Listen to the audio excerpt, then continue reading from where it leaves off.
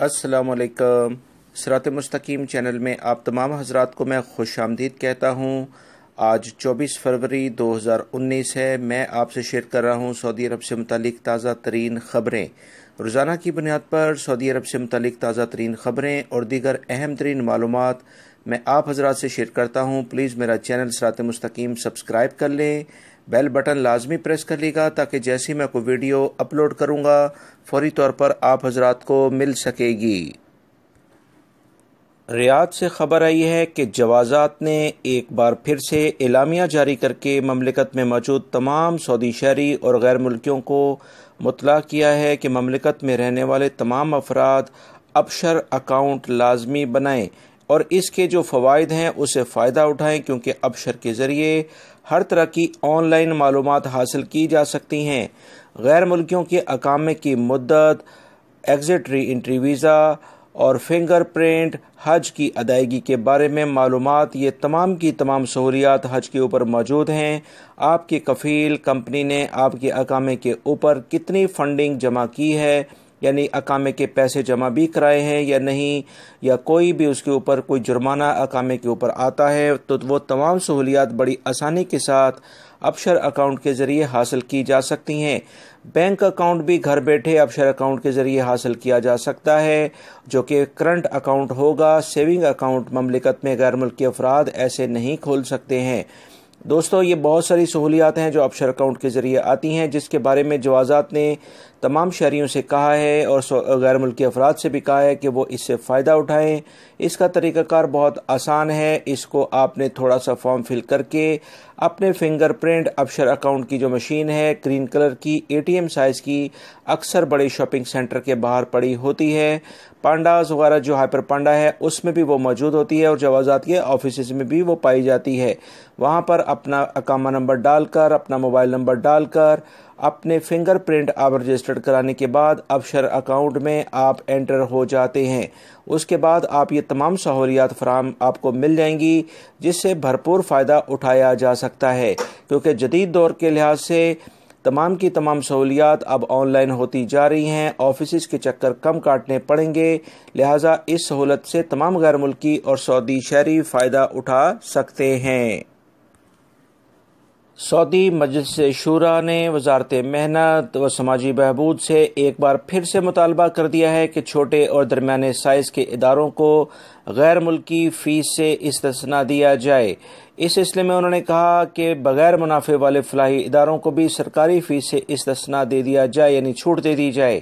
شورا نے اس بات کی بھرپور حمایت کر دی ہے کہ وہ تمام ادارے جن میں فی الحال سعودیزیشن ممکن نہیں ہے، ان پر بھی سعودی ملازمین کا ٹیکس ختم کیا جائے۔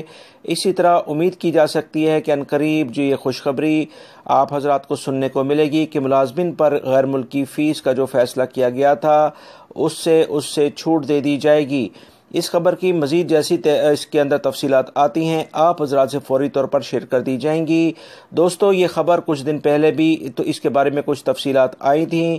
اس بارے میں شورا کے اندر زور و شور سے روزانہ کی بنیاد پر بحث جاری ہے۔ عنقریب انشاءاللہ بہت اچھے فیصلے آنے والے ہیں۔ ریاض سے خبر آئی ہے کہ ریاض پولیس نے بینک صارفین کو لوٹنے والے 3 افراد پر مشتمل گروہ کو گرفتار کر لیا ہے۔ پولیس کو اطلاع ملی تھی کہ ریاض کے مختلف بینکس کے جو کسٹمرز ہیں رقم لے کر نکلتے ہیں تو انہیں کچھ افریقی غیر ملکی افراد ان کا تعاقب کرتے ہیں اور پھر رقم چھین لیتے ہیں۔ بہت ساری اطلاع ملنے کے بعد پولیس کی تفتیشی ٹیمیں تشکیل دے دی گئی تھیں، جنہوں نے ریکارڈ وقت میں گروپ کے افراد کو گرفتار کر لیا ہے۔ ان افراد کا تعلق افریقی ممالک ایتھوپیا، اریٹریا سے بتایا جاتا ہے۔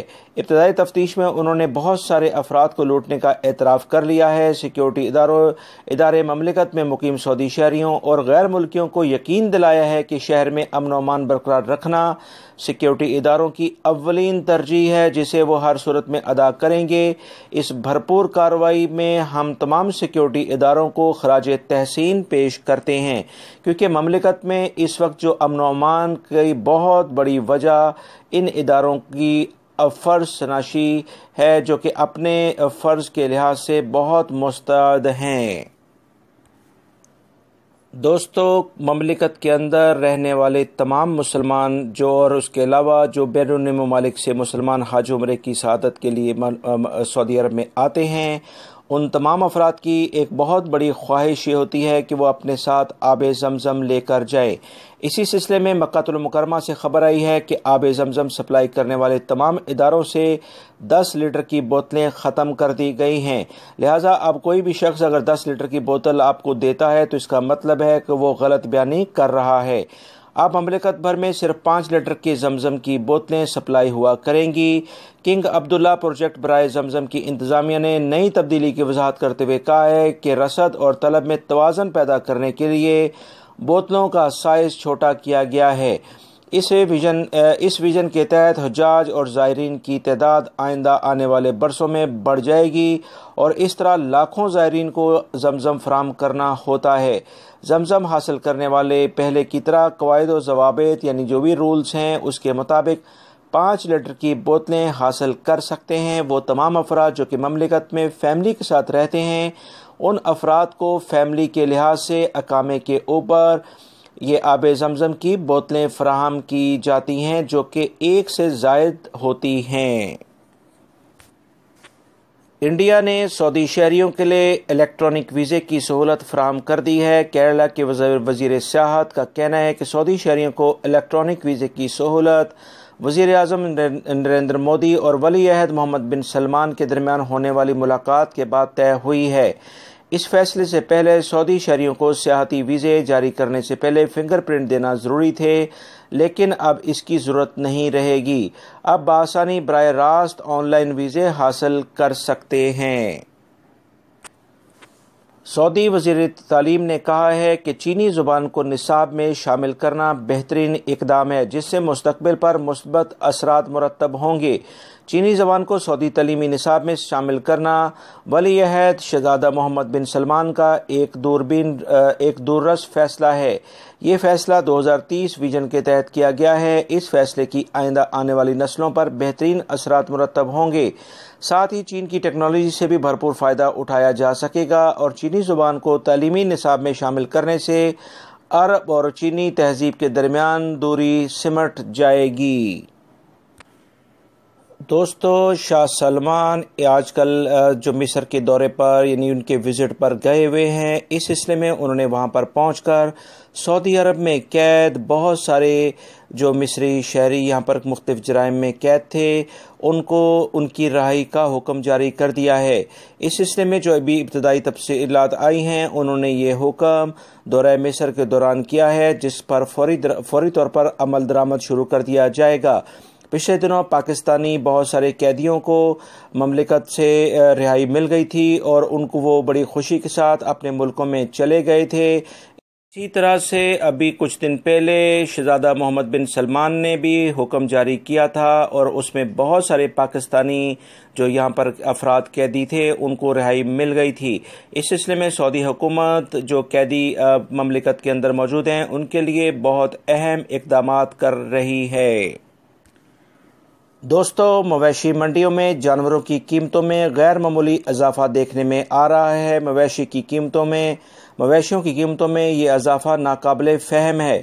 تاجروں کا کہنا ہے کہ انہیں ہول سیل پر مہنگے جانور مل رہے ہیں۔ دوسری بڑی وجہ مویشی منڈیوں پر غیر ملکیوں کا قبضہ بھی ہے۔ مقامی سعودی شہری اس شعبے میں سرمایہ کاری کرنے سے عاجز ہیں۔ اس سلسلے میں جو طلب و رسد میں واضح فرق کی وجہ سے قیمتوں میں بہت زیادہ اضافہ دیکھنے میں آیا ہے۔ اس وقت پہلے یہ دیکھنے میں آتا تھا کہ مملکت کے اندر بہت آسانی سے یہ جو بکرا اور گائے اور جو کیملز وغیرہ ہیں وہ بڑے آسانی کے ساتھ مل جاتے تھے۔ اب اس میں کافی اضافہ دیکھنے میں آیا ہے جس کی وجہ سے سعودی عرب میں موجود سعودی شہری اور غیر ملکی کافی پریشانی سے لاحق ہیں۔ محکمہ موسمیات کا کہنا ہے کہ اتوار کو عسیر، نجران، جازان، بہا اور طائف میں موسم ابر آلود رہے گا، یعنی بادل چھائے رہیں گے۔ تیز ہواؤں کے ساتھ گرج چمک اور بارش کا بھی امکان ہے۔ مملکت کے مغربی اور شمالی علاقوں میں دھند چھائی رہے گی، کچھ علاقوں میں سرد ہوائیں چلیں گی، جبکہ منگل سے جمعے تک مملکت کے مختلف علاقے گرد و غبار کے طوفان وہاں رہے گا۔ قسیم حائل اور اسی کے علاوہ بہت سارے دوسرے علاقوں میں موسلادھار بارش ہو سکتی ہے۔ پیر اور منگل تک سردی کی شدت میں بھی کمی ہو جائے گی۔